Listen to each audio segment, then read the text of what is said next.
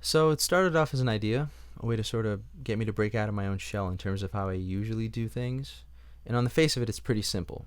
Go to a legit, pro, 5-star commercial studio, work with a 3-time Grammy award-winning producer, bring some of your closest friends along with you, and try to record a song. But wait, you've only got one day. Well, never being one to back down from an exciting challenge, that's exactly what I did. And this is how we made Love That We Make.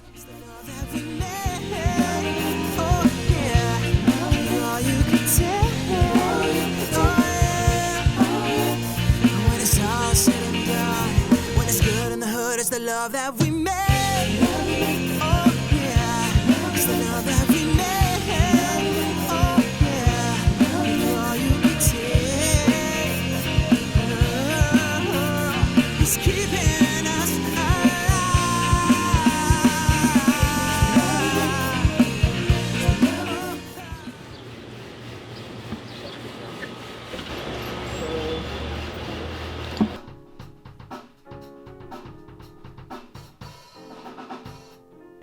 This is a Fender twin reverb, baby. Don't get no more real than this. This is an isolation cabinet, so none of the sound is gonna bleed out there, which is good. We record live as a band. We have the whirly and the motif set up here. Tony Tones. How is it? Almost done. Pretty much done. Two floor toms? Yeah. What is this thing? I see Questlove use this all the time. It's hard to explain. Do you know what it does? I mean, I've only seen it like a couple times. Cool, man. Look at all these condenser mics, legit. Oh yeah. So, I didn't sleep well yesterday. Shocker. But I was able to crash out over here for a little bit. It was comfy enough. But we should be starting in about 30 minutes. I'm not gonna be able to go to sleep now. Mark, Hey, how you doing? Arnold. Mark. Nice to meet you. nice to meet you. How's he looking in there? We're pretty much for the most part all there waiting for you to lead the way. We won this contest through a company named Melboss, where we basically were handpicked to work with Marc Urselli. He's a Grammy winner, worked with U2, Foo Fighters, Sting, Jeff Beck, basically a big deal, so I literally couldn't say no.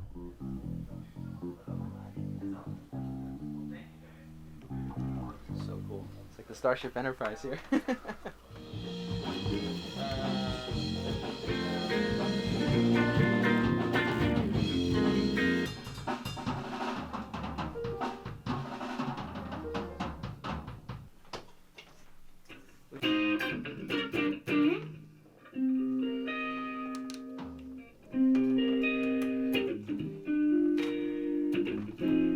One of the reasons why this was kind of a big deal for me is because I've never really worked in a professional studio environment before. Just the thought of having to look at someone's face while I'm trying to birth a vocal part, I don't know, it kind of kills the intimacy for me and makes me get in my own head too much.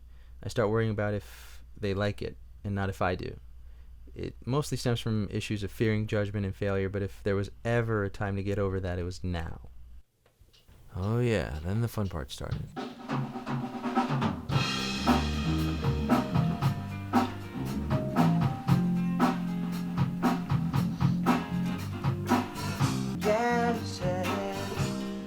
carry me lightly. Take me by the hand, let me understand who you think you are. I don't understand.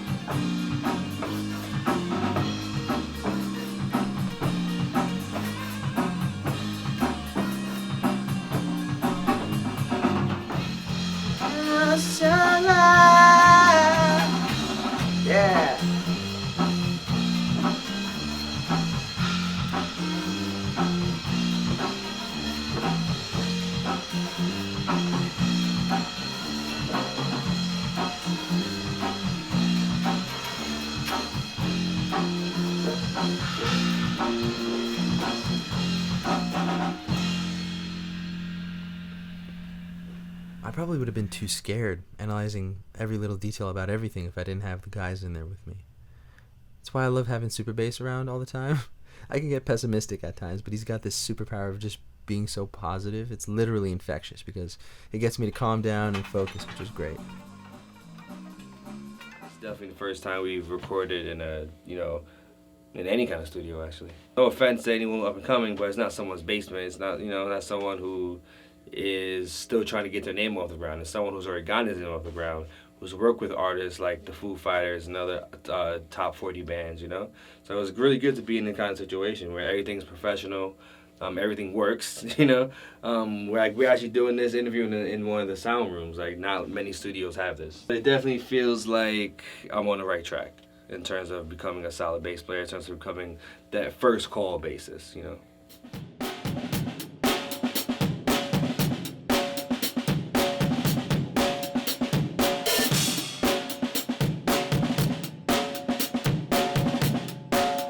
Same with Dixon. I've never jammed with anybody who takes so much joy from playing his instrument. He's got a smile from ear to ear whenever he's behind the kit, and those vibes, man, that's what makes me happy to be around. That's what I wanted to capture on the record. I only have high expectations. Well, sorry, I mean to say, you got to keep your expectations low sometimes because you never know what's going to happen in life, but, it's looking good so far, so.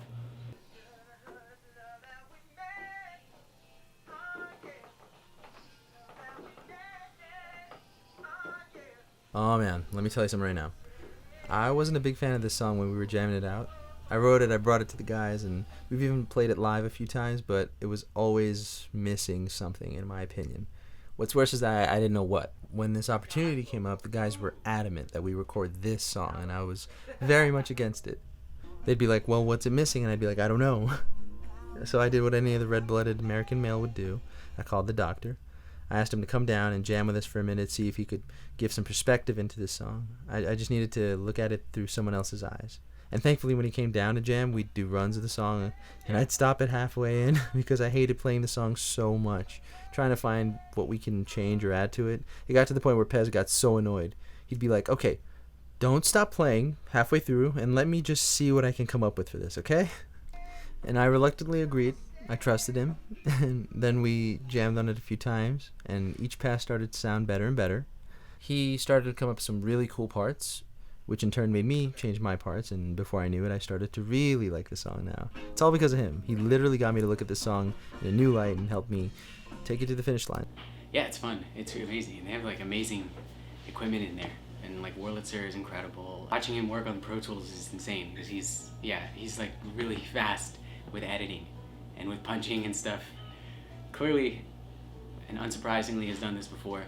I don't think that take was the take, so we're going to have to do another one. Another live take. Well, that's me.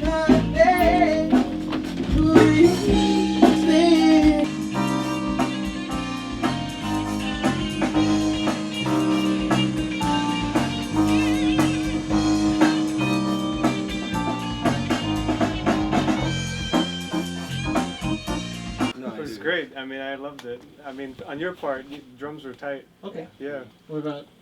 I'm gonna switch up. You're fine. Okay. I mean, I think it sounds great. I think we need one more take, maybe two, at the very most. I mean, this is already great. I think it would be a good idea to do a take where you just do rhythms and you don't play solos. Okay. Yeah. You just do the rhythm track as if you had a solo guitar player waiting to do the solo.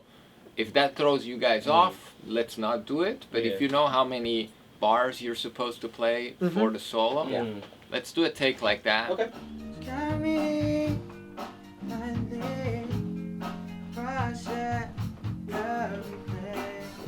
Love that we made, oh yeah. Love that we made, oh yeah. Give you all you can take, oh yeah. Just keep us alive.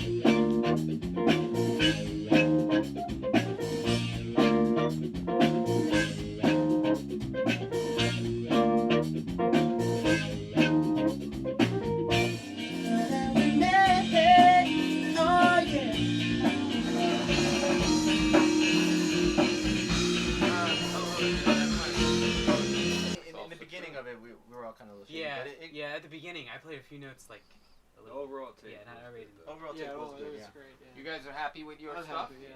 Awesome. Yeah, I want to do the whole thing. I want to read Want to do it over? Yeah, let's do it.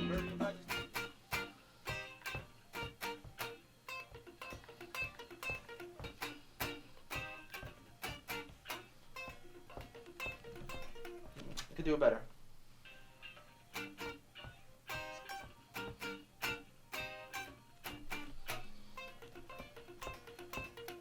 I could do better.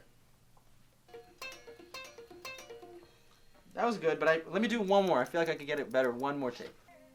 No. I'm messing this up. I can't really tell you what I was thinking. I've just conditioned myself to not expect anything less than the perfect take. End a run on a slur, redo it. Last beat is slightly off time, redo it. Got a good take, but you think you could get a better one, redo it. No two ways about it. Because I wouldn't expect any less from my favorite artists. I could do it. Alright.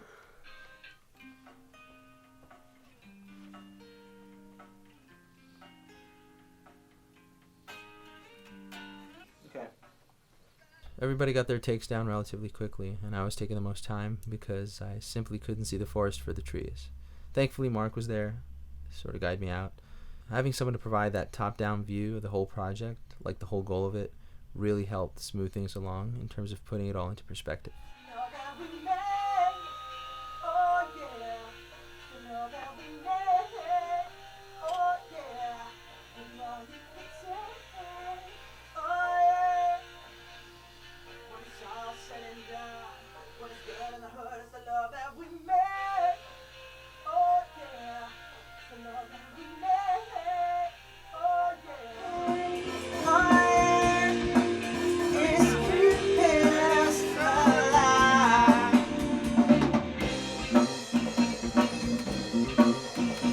It probably sounds like I'm downplaying this, but it really was a seminal moment in my life. Like, okay, if I'm a recording artist, I need to get used to this environment. I need to get used to this workflow and this mindset. It's one thing to do it all by yourself in your own studio, but it's another thing to be accountable to everyone else in the room. Learning to keep the big picture in mind, learning to not be so hard on myself, learning to actually have fun doing it, creating these memories, sharing it. It was one of the most powerful weekends of my life. And all because of that one session. I guess I'll see how influential this moment was on me as time goes by, but for now, I can safely say I spent a Saturday recording music with my friends and hanging out in celebration right after in one of the coolest cities in the world. Oh, and I got a kick-ass song out of it too. We're down and we're out, it's the love that we made.